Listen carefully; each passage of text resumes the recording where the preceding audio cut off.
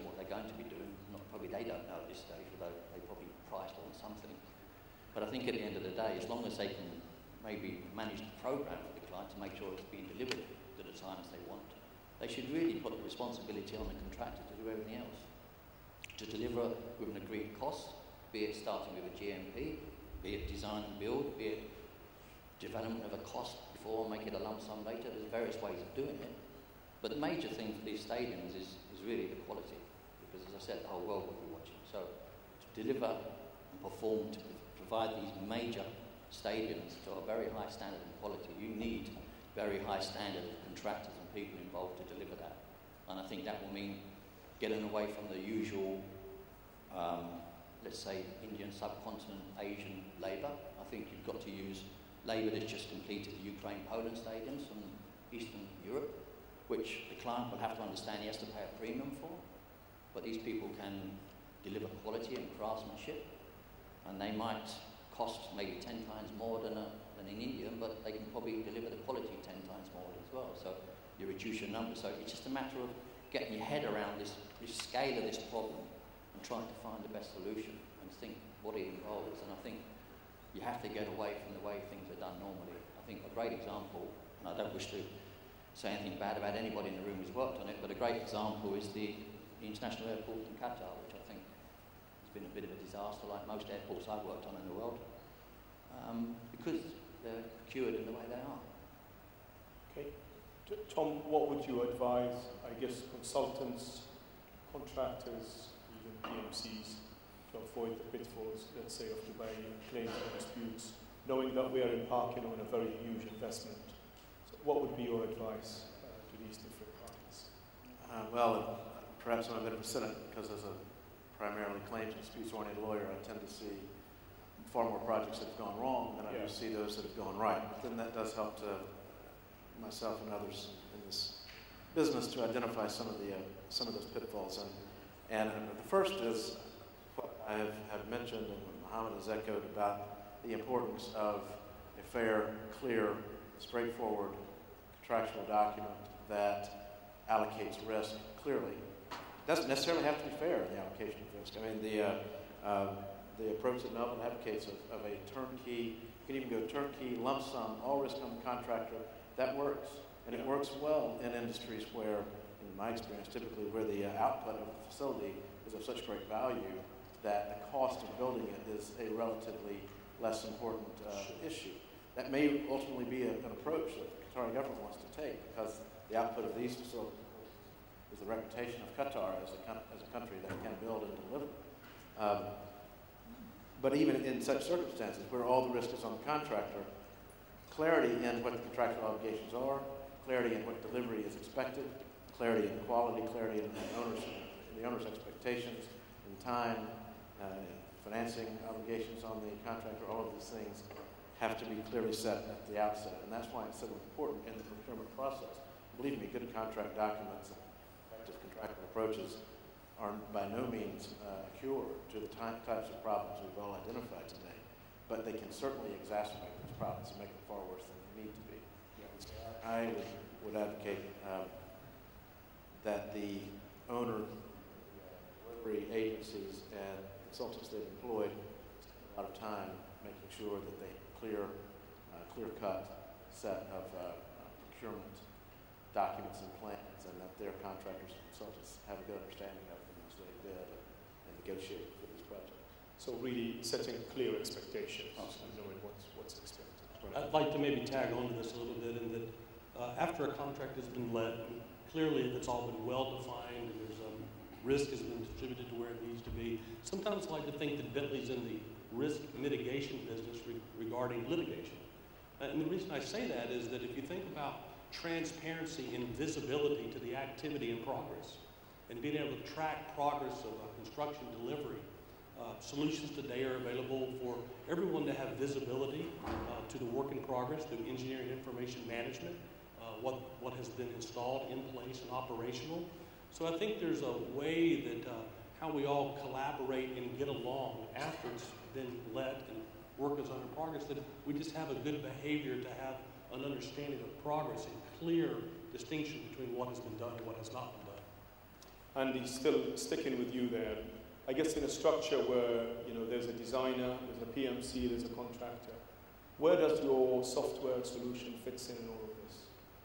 So could you please maybe explain to us of how? Sure. I think that we see many times when you have all these multiple parties in place and they're active doing the work, we always see a financial plan.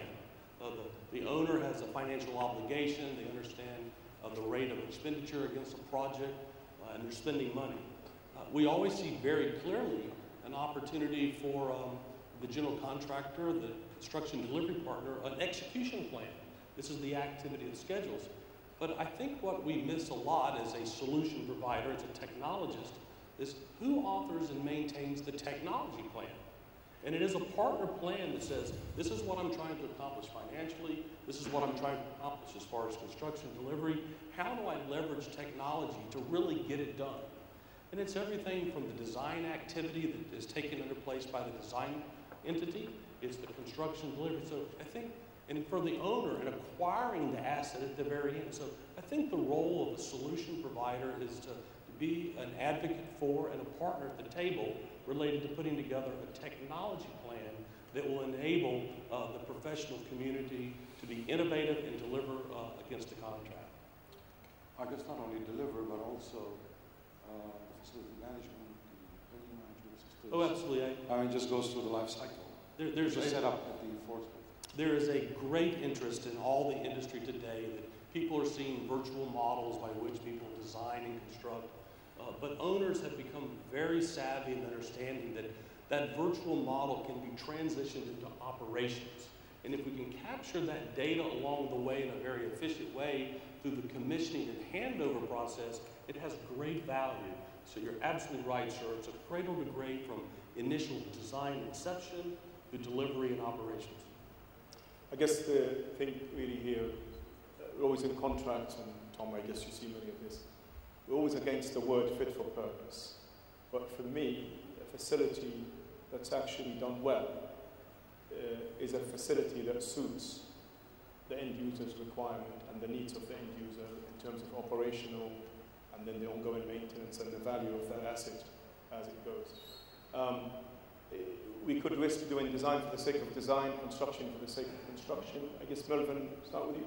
How do you make sure when you are building something, the intent of design is translated well, and actually the intent of the end user, who may not be a construction professional or an engineer, is actually captured well, and it's a facility, I don't want to use the word fit for purpose, but suits the needs of the end users?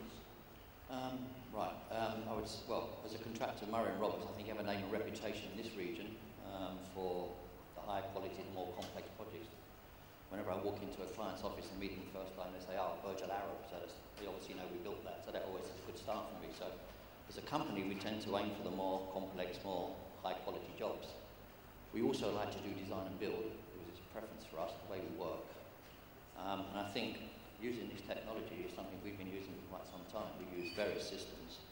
And we put together technical proposals when we're tendering, which usually are far superior to our competitors. And I can say that quite clearly because I've seen our competitors' proposals. But unfortunately, at the end of the day, the client tends to go with the lowest price and the cheapest price. And the ones with the less qualifications, and probably the ones with the less understanding of how to build the job and how to build a quality job. And I think that's worldwide. It's not only the Middle East, that's worldwide. But in this region, it happens a lot, and it's been happening in Qatar, and it will probably continue to happen in Qatar, even if these are major projects. So I think the technology side is something that must be introduced. I think everybody has to be engaged in it together if it's going to work. It's a great way of monitoring and watching how the job's being built, the sequencing and everything, and allows you to be flexible in the way you build jobs, which for a contractor is the ideal world. But as I said, at the end of the day, when we build these kind of things into our technical proposals, they do have a cost effect, and 9 times out of 10 we won't get the job because we're too expensive, because we've actually taken account of all these things, whereas some of our competitors take account of none of it. So Mohammed, do you have sympathy for that? I mean, I'm lead a design company, and it's never enough, is it? But really, at the end of the day, why can't contractors provide quality at a very low, cost-effective solution. What would you say to that?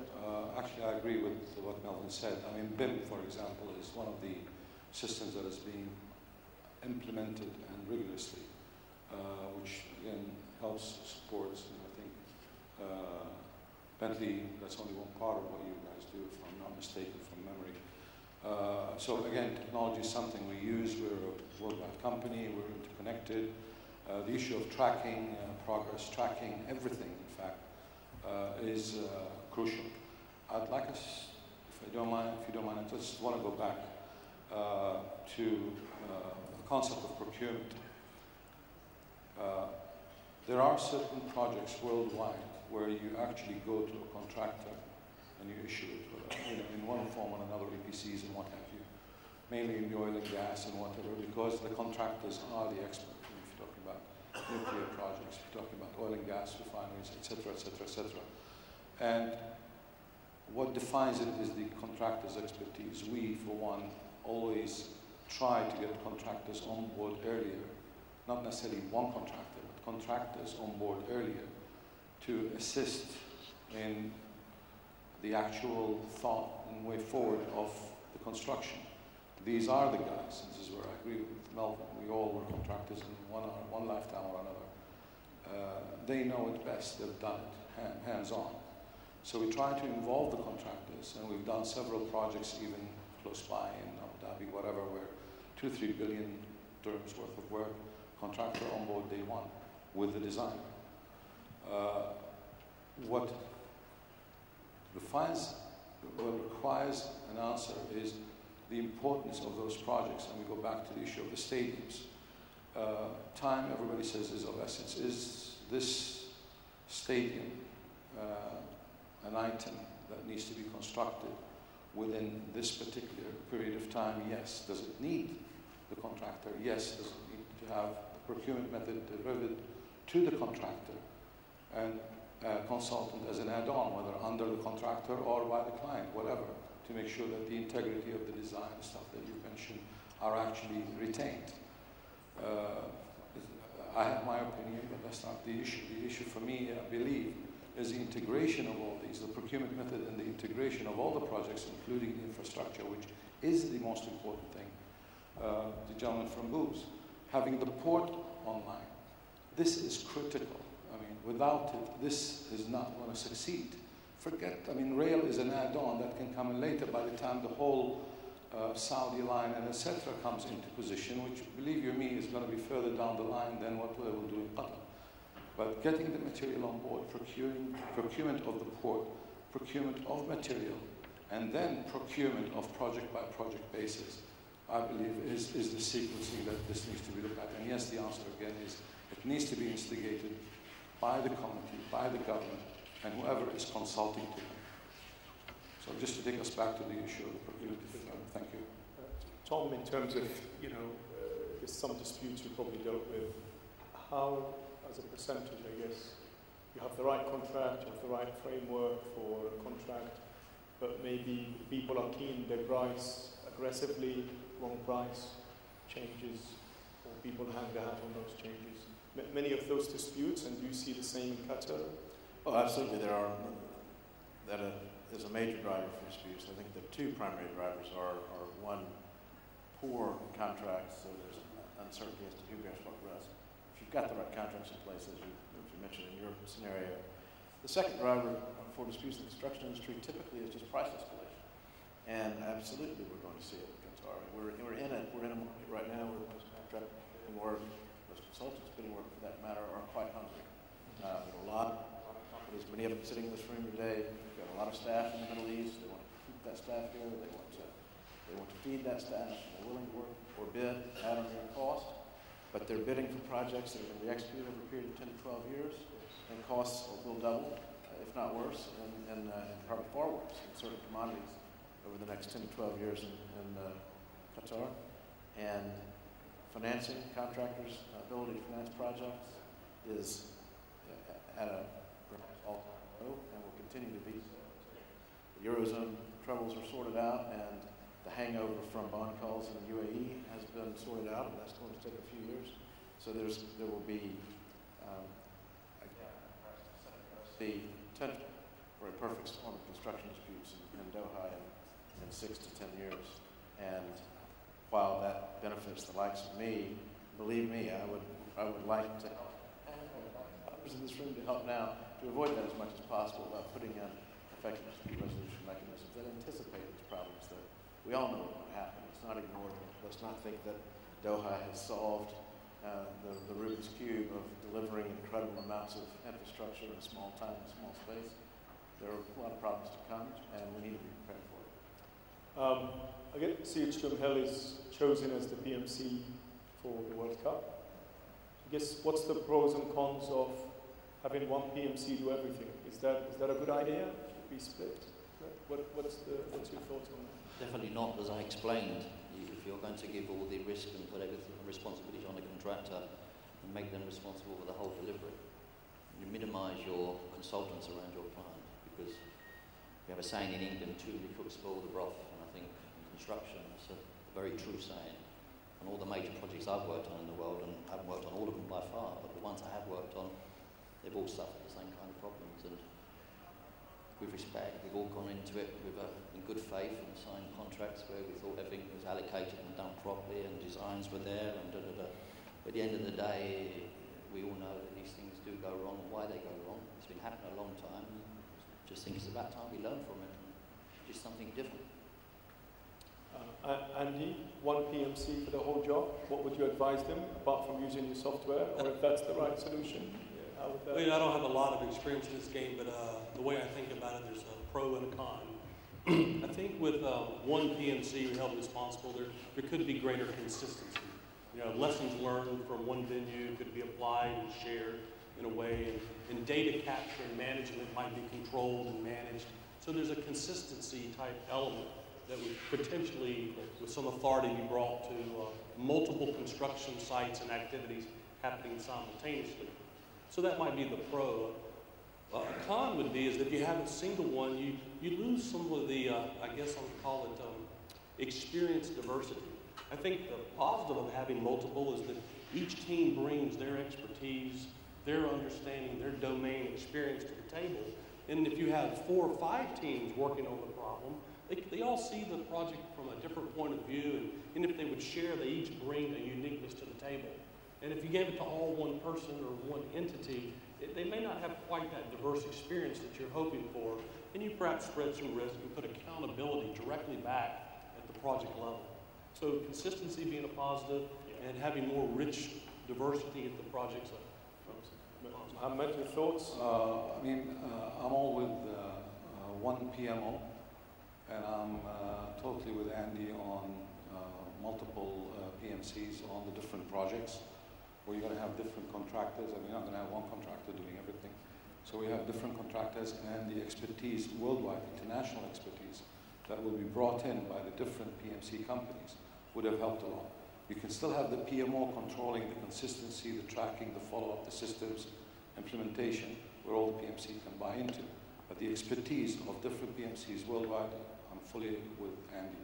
That would have helped a lot in achievement, because solutions can come from different regions based on different expertise.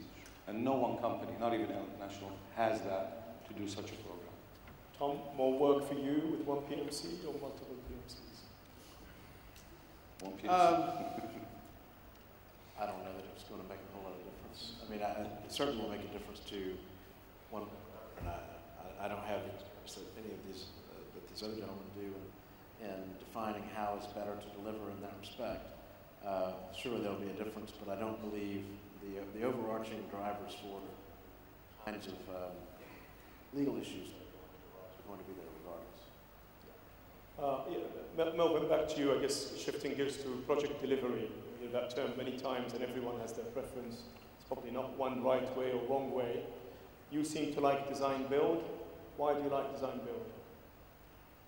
I think, again, because when you design a building in isolation, whilst you might have very experienced people designing things, there's always a degree of buildability, methodology, sequencing, the way things are built, which must be put into that design.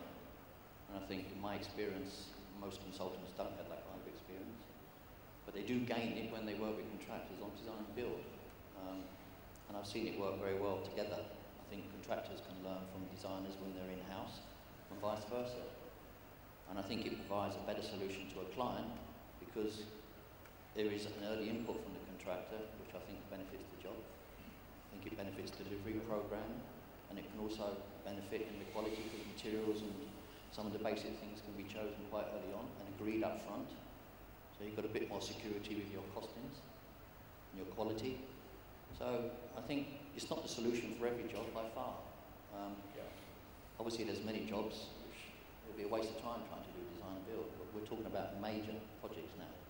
Major projects in a country which is going to be bombarded by several major projects, which is going to have, whatever people have been saying today, logistics nightmares, and I think people will be running around like headless chickens in about 5 years' time, trying to work out how to get materials and everything in this country to actually build the jobs, let alone where to put the labour, where to put the people building them, design them, and everything else.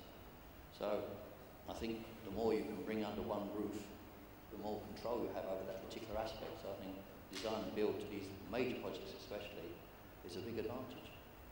And the US likes to separate design, construction management, different sort of delivery. Only 15% of projects in the USA are design build. Your experience, if you were to choose, would you go design build or would you go design construct manage? So being a member of the American Institute of Design Build Institute of America, I subscribe to design build. And I do so because the elimination of a contract requirements. You know, instead of having, you can eliminate one contract between owner and design entity. The other thing is I believe that a design build entity has such a richer capability for collaboration. As the gentleman said, as a designer, as an architect, I may envision a beautiful curtain wall and cladding of a building. But if I have the gentleman next to me who's going to build it, I go work out the problems earlier in the process, and there's earlier identification of issues. It saves time and money and confusion. So I'm a subscriber to design build. But I think if you find in the US market, you'll find the traditional design bid build, you'll find design build, and the emergence of now what they call integrated project delivery, which is very close to an alliance where there's a shared risk and reward model. That's yet, I don't think, is truly tested in the US market. There hasn't been enough experience in the area. But I think design build in the American market will soon overtake, if not already overtaken, the traditional design bid build. Mohammed, as a PMC, your experience of design build here? Well, again, let me just take you quickly back to the clients. I mean, clients are comfortable with design bid build. Obviously, this has been the tradition. Tradition in certain countries, they don't even need a PMC company. Even Iraq today or Saudi and the whole area about 15 years ago. My answer to that is it depends on the project, depends on the time. You've got the time, certain clients are comfortable with that, you follow the route. It also depends on the type of projects. You come into a hospital and you say design build hospital. How many contractors know design of hospitals? No. Here you give the bread to its baker, you go back and you give it to the experts, the designers who can design the best possible solutions for hospitals. So one, it depends on the project itself, the time frame that you have, et cetera, and the client. And the other one is the type of projects that we're talking about. Personal preference, design and build, concept by an architect, intent architect stays on board, continues all the way through to ensure the intent of the design from every aspect and get the contractor involved. Let him get his own consultant, in-house, out, doesn't matter. And that's when you gain the expertise of the contractor, which is what Melvyn is referring to. Design build, Tom, with too much interference by a client who doesn't know what they want or don't have a good definition. Recipe for disaster, I guess. What's your... It's certainly a risk, and a risk regularly encountered in markets that are new to design build, particularly with government employers who are accustomed to a design bid mechanism and are accustomed to having close control over all elements of the process. It's difficult to for a tiger to change his stripes, as they say, or a zebra, and take a hands-off approach to the design build model. But I think there are different models work for different projects for a variety of reasons. The overarching driver here right now is time now, and design build saves time because you both can overlap design and construction, and because you lessen the risk of dispute regarding design defect. Contractor, owner, obviously, employer gets in the middle of those disputes, typical traditional procurement. So where it fits within, or it could fit in the Qatar scheme, I would recommend it for the time and savings. Audience, what do you think? Any questions for our great panel here? See, you heard about procurement, design build, technology platforms. Anybody with any questions? One second to get the microphone.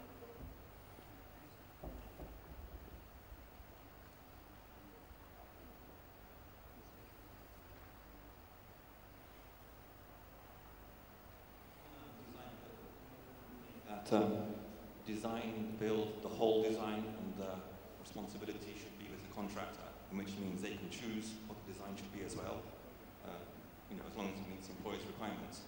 Or do they still think that the client should retain a designer to constantly review and adjust and maybe correct the design build solution which the contractor may develop? I think it's an important distinction. What does design build mean? Anybody? Well, yeah, design build traditionally, as far as I'm concerned, wherever I've done it in the world, starts with a concept by an architect, maybe a Norman Foster or somebody who comes up with a fancy design and a lovely idea. Basically does a lot of pretty drawings, and the client says, yes, I like that, I want to build that. It's happening here in Qatar at the moment with various projects. But I think at that stage, once you have that concept and the client thinks that's what I want my building to look like, I don't think you need do anything other than do a design and build with a contractor, bring in all the in-house expertise to deliver a project which looks like the client wants, to the quality he wants, to the price he wants, and in the time he wants, because that's the critical things about project delivery. And I go back to saying that if you then do a design and build and then bring in consultants to check this and watch this, and then you run into all the normal problems you have on contracts where everybody's got an opinion, everybody's got a position, and it all lands up in disputes and problems, and it's been happening long enough that we should all learn from it, as I said. So I think design and build, I've never done a design and build where there wasn't actually an initial concept, which a client says, I like this building, please go away and build me this. And then it's given to a contracting organisation which has the in-house ability with designers to provide the delivery of everything complete. Anybody else? Well, I believe there should be a concept, there should be performance specs, there should be a lot of limitations. Otherwise, you can't let people loose to select what they want with a client that might not know exactly what you should be getting. Sorry, I disagree. Tom? Yeah, the ideal design build project is one where the aesthetic really doesn't matter. You've got an input, it goes through a box, and it's got a certain output that the client has set out, and it really doesn't matter what it looks like. But obviously, in many cases, we see design build applied in circumstances where the owner even has a good concept in place, but when you get into detail, aesthetically, if not operationally, it doesn't match with what the owner thought. In my view, in response to the question, either approach can work. To me, it just has to be clear up front what the approach is, and if it is one in which the employer is continually involved in a hands-on way, then the employer needs to be aware that there are going to be some provisional sums in that bid to deal with certain elements of the design that aren't fully completed or that are likely to be subject to change. One more question before we wrap up today. Anybody else? Well, I have to say it's been a really great to have you gentlemen. We've had a construction professional, an architect and a technologist, a PMC and a construction professional, and last but not least, a great lawyer too. So please join me in thanking our panel for a great session.